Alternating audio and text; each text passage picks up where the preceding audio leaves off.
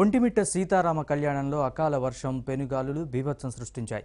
నలుగురి ప్రాణాలు బలైపోయాయి. తొక్కిసలాట ఇతర కారణాల వల్ల సుమారు 100 మంది గాయపడ్డారు. క్షతగాత్రుని పరామర్శించిన చంద్రబాబు మృతుల కుటుంబాలకు 15 లక్షల పరిహారం ప్రకటించారు. మరోవైపు రాయలసీమతో పాటు ప్రకాశం, నెల్లూరు జిల్లాలో కూడా వర్షం బీభత్సం సృష్టించింది.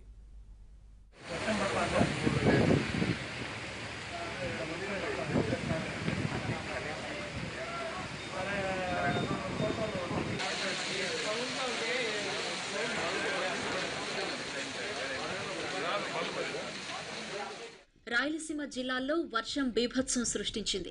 కుండపోత వర్షంతో లోతట్టు ప్రాంతాలు జలమయమయ్యాయి. పలుచోట్ల వర్షంతో విద్యుత్కు అంతరాయం ఏర్పడింది.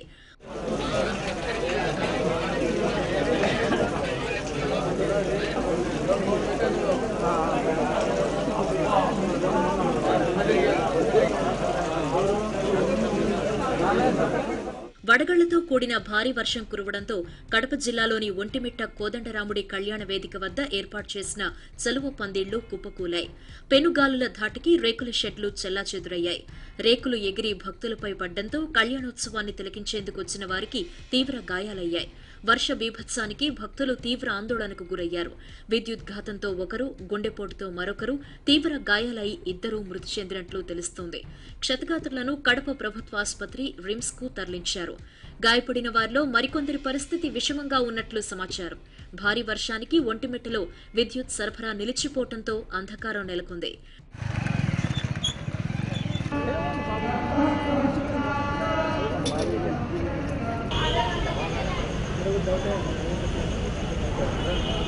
కడప జిల్లా పర్యటనలో ఉన్న చంద్రబాబు రిమ్స్ లో క్షతగాత్రులను పరామర్శించారు. చనిపోయిన వారి కుటుంబాలకు 15 లక్షల పరిహారం, తీవ్రంగా గాయపడిన వారికి 3 లక్షలు ఇస్తామని ప్రకటించారు.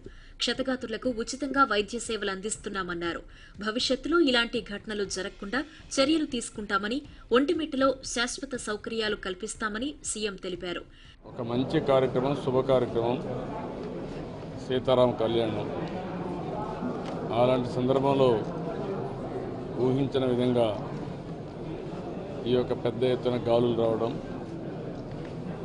అదే మరి వర్షం కూడా రావడం, దాంతో ఆ ఏరియా కూడా మొత్తం ఏవైతే టెంపరీ స్ట్రక్చర్స్ ఉన్నాయో అవన్నీ కూడా లేచి ఆ టెంపుల్ దగ్గర చాలామందితో మాట్లాడితే అవన్నీ లేచి వాళ్ళ మీద పడడం, కొంతమంది లోపలికి పోవడానికి పరిగెత్తడం, అక్కడ స్టాంపేడ్ కావడం, ఇలాంటి సంఘటనల వల్ల చాలా ఇబ్బంది పడ్డారు. చనిపోయిన వారికి ఒక్కొక్కరికి 15 లక్షల రూపాయల చొప్పున ఎక్స్గ్రేషియా ఇస్తాం.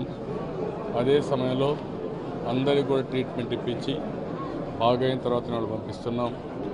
ఎవరైనా పూర్తిగా అంగవైకల్యం ఉంటే వాళ్ళకి 3,25,000 రూపాయలు ఇవ్వడం, మిగిలిన వాళ్ళకి మామూలుగా ఇంజరీస్ ఉన్న వాళ్ళందరికీ కూడా 1 లక్ష రూపాయల చొప్పున వారికి కూడా ఇచ్చి వారికి కూడా ఆర్థిక సహాయం చేస్తాం. చిత్తూరు జిల్లా వీకోట మండలం మిట్టూరులో కురిసిన వడగళ్ల వర్షానికి పంటలకు నష్టం వాటిల్లింది. భారీ గాలులతో కూడిన వడగళ్ల వాన ఉన్నఫళంగా కురియడంతో రైతులు తీవ్రంగా నష్టపోయారు. గంటపాటు ఈదురుగాళ్లతో కూడిన వడగళ్ల వర్షం కురిసింది. మామిడి, మల్బరీ, బీన్స్, టమాటా తోటలన్నీ వడగళ్ల ధాటికి నేలమట్టమయ్యాయి. వట్రపల్లి గ్రామం దగ్గర నర్సరీలపై పెద్దపాటి వడగళ్లు పడ్డంతో నర్సరీ పైకప్పు పూర్తిగా ధ్వంసమైంది. వీకోట వ్యవసాయ మార్కెట్ ఎదురుగా గాలుల తీవ్రతకు భారీ వృక్షాలు నేలకొరిగాయి. జవునిపల్లి పంచాయతీ మావత్తూరులోనూ వడగళ్ల వర్షం కురిసింది. అకాల వర్షంతో నష్టం వాటిల్లిందని రైతులు ఆవేదన వ్యక్తం చేస్తున్నారు. 50 లక్షలకు పైగా పంట నష్టం వాటిల్లినట్లు చెబుతున్నారు. ఇటు అనంతపురం జిల్లా హిందూపురంలో వడగళ్ల వానతో లోతట్టు ప్రాంతాలు జలమయమయ్యాయి.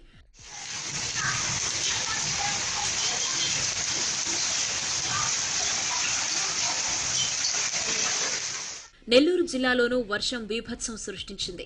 అనంతసాగరం, ఏఎస్పేట, మర్రిపాడు మండలాల్లో భారీ వర్షం కురిసింది. ప్రకాశం జిల్లాలో పలుచోట్ల ఈదురుగాళ్లతో కూడిన వాన పడింది. మార్కాపురం, పెద్దారవీడు, పామూరు, పీసీపల్లి, సిఎస్పురం, అర్ధవీడు, దొనకొండ మండలాల్లో వర్షం కురిసింది.